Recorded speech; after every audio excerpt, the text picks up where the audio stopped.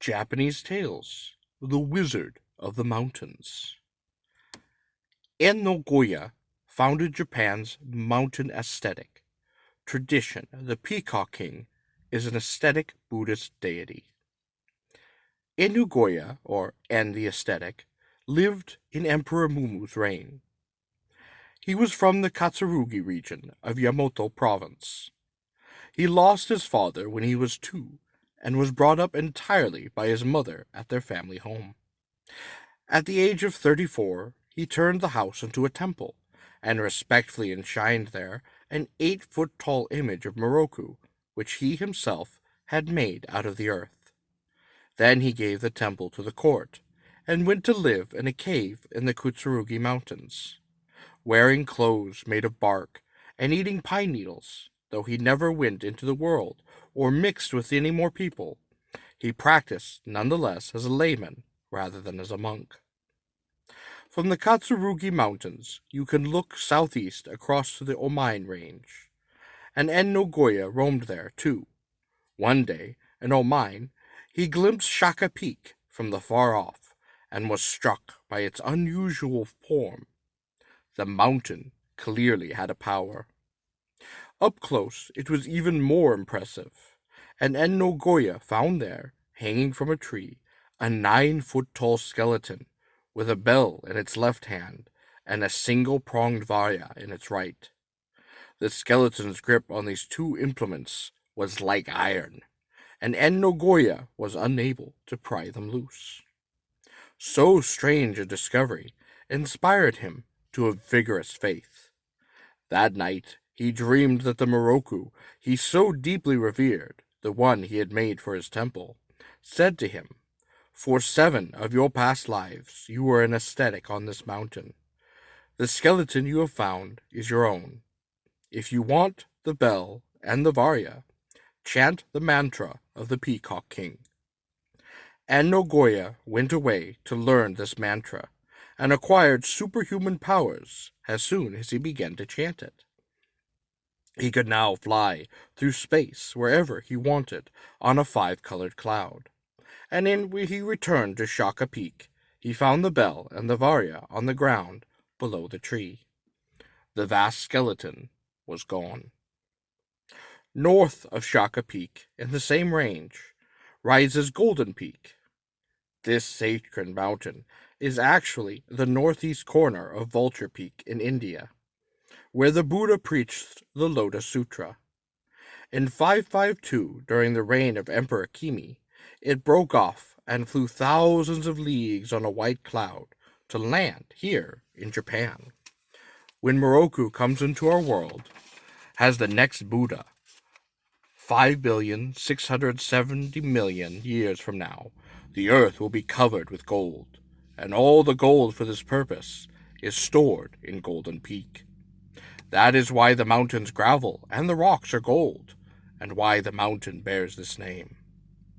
Seeing how powerful Golden Peak was, En no Goya wanted it to have a god who could help sentient beings towards salvation. After he prayed for 1,000 days, Zogonyan rose from the earth. Since Zogonyan looked rather like the Bodhisattva Jizo, very quiet and kind, En no Goya wondered how a god like that could possibly save deluded beings in the sinful ages to come. As the thought crossed his mind, the peaceful Jizo-like figure disappeared into the sky. En no Goya prayed anew, and this time Xiao Gongen burst forth in a wrathful form, brandishing a 3-pronged varya in his right hand and standing in the fierce pose of crushing demons. Finally impressed, En no Goya made an image of him and enshrined it on the mountain. In time, Xiao Gonyan appeared like this on mountains throughout Japan. How great a god En no Goya had called forth. Next, En the Aesthetic went into retreat in a cave in these same mountains, and his magic brought supernatural beings to serve him and bring him water and firewood. He also spent years going around Japan, visiting Fuji, Asama, and other sacred mountains. Sometimes he also visited the palace of the immortals and roamed the immortal marvelous realm. Eventually, En decided he wanted a stone bridge from the Katsurugi Mountain to Golden Peak, one that his followers could cross, and he commanded the god Hitoko Tonushi to build it. Some 2 centuries later, when Emperor Yoriyuka came to Katsurogi to hunt, Hitoko Nushi had ridden beside him all day in the guise of a lordly man. And when the emperor asked this unknown companion who he was, Hitoko Nushi replied simply, "I am the god of Katsurugi." Then he vanished. Normally, though, the god was so ugly that he was embarrassed to be seen in daylight, and as a result would work on the bridge only at night. This made En Nogoya angry, and he insisted that Hitakotonushi work also during the day. When the god refused, the furious Goya bound him with a spell and left him at the bottom of a ravine. That is why this rock bridge was never finished. Soon afterwards, a young attendant of Emperor Momu began to speak volubly and strangely under the influence of a god, who identified himself, under questioning, as Hitakotonushi of Katsurugi. The god went on to accuse Enno Goija of using his magical powers to foment rebellion. "If he is not stopped," warned the god, "there will be war." The astonished emperor immediately sent the Goya an order to appear before him, but the Goya ignored it. Next, the emperor sent soldiers to arrest him, but En simply flew up and disappeared. The soldiers retaliated by capturing his mother and taking her back to the emperor instead. This brought En Nogoya to the palace right away, and his innocent mother was released and sent home. En Nogoya was exiled to Oshima in the province of Izu, along the coast of Sagami Bay. During the day he behaved himself and stayed where he had been put, but at night he flew through the air and roamed the summit of Mount Fuji. Hitakotonushi got back at him by again possessing the imperial attendant and accusing the Goyo of wandering wherever he pleased in contempt of imperial will. Hitakotonushi demanded that Goyo be put to death. The emperor took this denunciation seriously and sent a soldier to execute the sentence. But when the soldier reached Oshima and drew his bow to shoot the Goya, the bow broke. And when he lifted his sword to strike the Goya, the sword broke too. Next, the Goya asked for the sword, and the soldier gave it to him. Before handing it back, the ascetic licked it 3 times. The soldier now read, engraved on the sword, the name of the god of Mount Fuji. Overcome with awe, he returned to the emperor with his report, and the emperor, finally realizing that In Nogoya was no ordinary man, pardoned him and recalled him once more to the capital. By now, though, En Nogoya no longer knew what would happen next, and was fed up with Japan. So instead, he put his mother in a bowl and set off to China across 10,000 leagues of sky, riding on a 5-colored cloud. In China, too, he toured every sacred peak and consorted with the immortals. In fact, a Japanese monk whom the emperor had sent to China to study Buddhism ran into him and spent some time talking with him.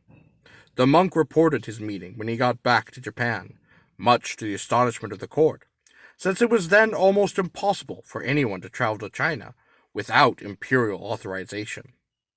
In the meantime, En Nogoya's fight with Hitokotonushi was now quite over. The last episode invoked the monk Taicho from Ichizen province, a great ascetic whose powers were acknowledged throughout the realm. Taicho was the vessel of the god of Hakusan, or White Mountain, in Kaga province. For the god often presents Taicho and spoke through him. Taicho, too, set out on a pilgrimage to all the holy mountains of Japan, having heard that the Katsurugi and Omine ranges were particularly powerful. He first climbed Katsuragi and spent the night chanting sutras there for the god. When he dozed off, the god took his chance to speak to him. "En Nogoya has bound me with a spell," he complained, "and has left me at the bottom of this ravine. I suffer horribly. Please, your grace, use your power to free me and heal my pain." In his dream, Taicho saw that the god was imprisoned in a mossy boulder. On waking, he went straight down into the ravine and found the boulder. It was tightly imprisoned by wisteria and other vines. Taicho could see how much the god was suffering, and felt sorry for him. But when he tried a spell to loosen the vines, the Goya, whom rumor placed in China, suddenly appeared, roaring and glaring at him in fury. The frightened Taicho gave up and left the mountain immediately. Perhaps En Goya stayed on in Katsurugi. At any rate, he was eventually commanded in a dream to go to Mount Minu in the provinces of Setsu, where, high on the mountain, there is a magnificent waterfall. En Goya was performing his practices by this fall when the legendary Buddhist sage Nagayuna, whom we in Japan called Ryoji Busotsu, descended from the heavens, gave him the water of pure knowledge, and sailed up again into the sky again on a white cloud. This miracle inspired the Gyoju to build on the spot a temple, and he called Minurudira. He stayed at Minu a long time, and finally he rose into the heavens at the age of 104. No one ever tried to free Hitoka Tanushi again.